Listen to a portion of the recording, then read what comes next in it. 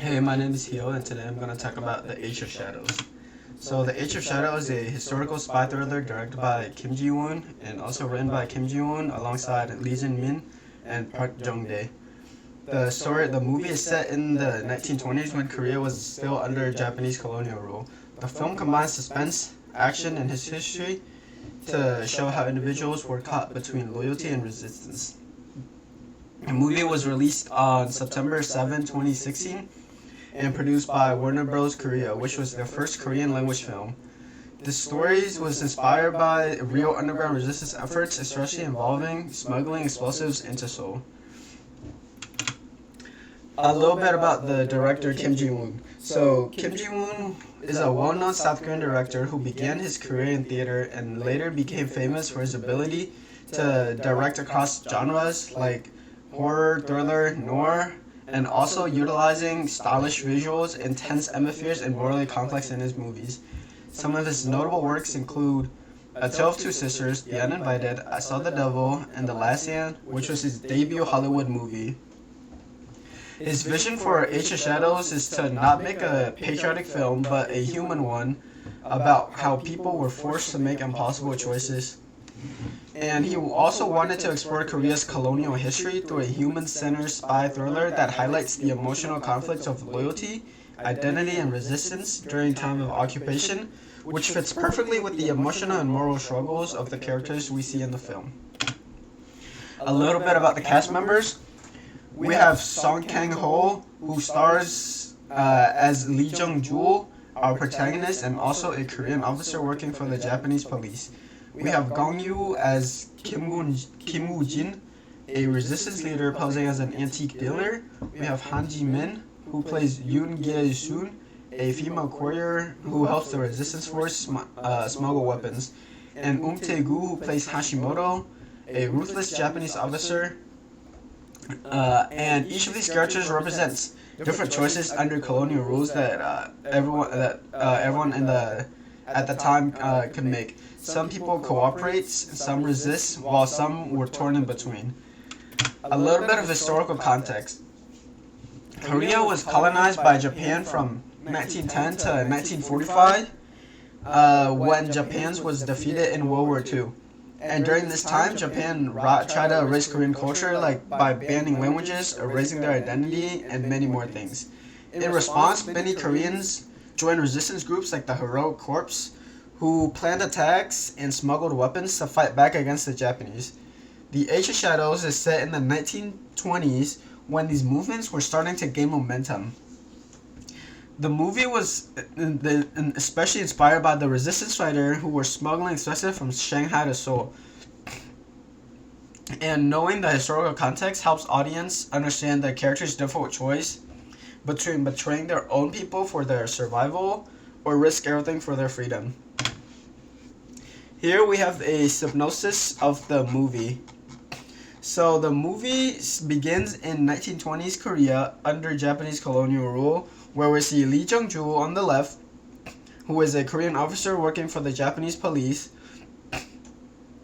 He's seen by many Koreans as a traitor, but inside he was struggling with guilt and identity, torn between being loyal to the Japanese forces or betraying them and helping the resistance force regain their freedom.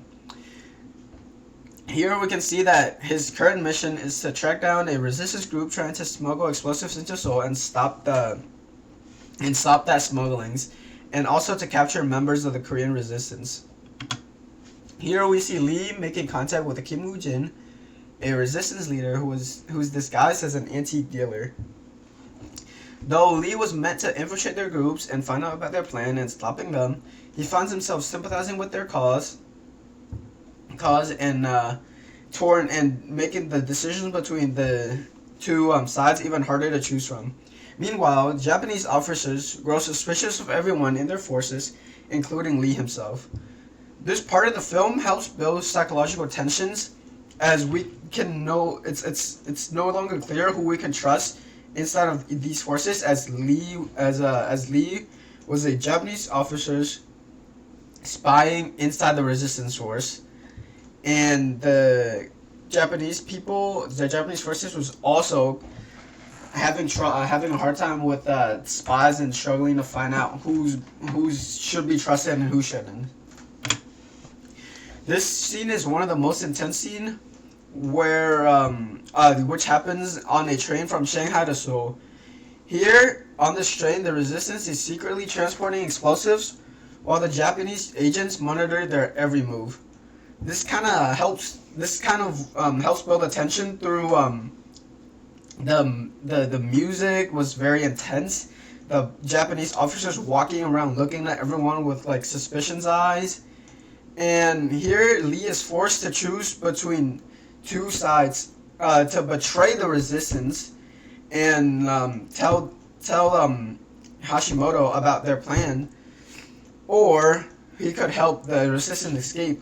And ultimately he sided with the resistance, which was his first major step away from the Empire. This scene captures paranoia, fear, and the high stakes of life under occupation. After the train, the resistance faces betrayal that resulted in the capture of Kim Woo-jin, their leader, as well as the female courier, the one in red right here, resulted in her death. Lee, who is now under suspicions due to the resistance being able to escape and him not helping the Japanese forces, was interrogated and beaten, but he ultimately made his choice and decided to help the resistance fully, even if it means risking his life. This is also where the theme of sacrifice becomes central, where we really understand that fighting for freedom means personal loss. In the final act, Lee assists in one last mission for the resistance, which was a powerful moment of redemption for him, as he's no longer just a conflicted officer, he's someone who has taken a stand, believing in the resistance, and figuring out his identity. While the film doesn't end with a victory, it ended with a sacrifice, but it helps remind us once again that freedom often comes at a personal cost. Some major key takeaway from the movies were identity and betrayal, which was shown in the film by how people during colonial rules were forced to live double lives. Lee Jung-ju, our protagonist, is a perfect example of this, as he's Korean but he works for the Japanese. This doesn't necessarily make him evil, it just makes him conflicted and doubting his own identity, which helped me realize that in real histories, people weren't always clearly good or bad. They were just trying to survive in a world where there was no good options for them to choose from. Another theme in the movie was moral conflict. No characters in this film has an easy decisions that they're just able to make. Whether you're helping with the resistance or working with the Empire, every choice comes at a cost, albeit large or small. That kind of made me rethink how loyalty works, as it's not always about doing what others expects you to do, but about deciding whether you can live with morally even when the consequences are dangerous. Another big theme is sacrifices for freedom. One thing that stood out to me was how much these resistance fighters had to give up in their resistance movement. They had to give up their safety, their family, and even their lives. These guys were not superheroes with superpower that comes with big responsibility. They were just regular people with everything to lose. This kind of reminded me that movement for freedom, both in history and today, often depends a lot on the sacrifices of people that we often don't hear much about. One last key takeaway from the movie was trust and surveillance. There was always a constant sense of fear and doubt in the film, as anyone could be a spy, anyone could betray you. You really don't know who you're able to trust. And that pressure made even small acts of resistance feels incredibly brave, because you don't know if what the choice you're making is correct or not. And it made me appreciate that resistance always doesn't have to look dramatic. Sometimes it's about the small choices that carry a huge risk. Overall, this movie was really good, and I would recommend people to check it out.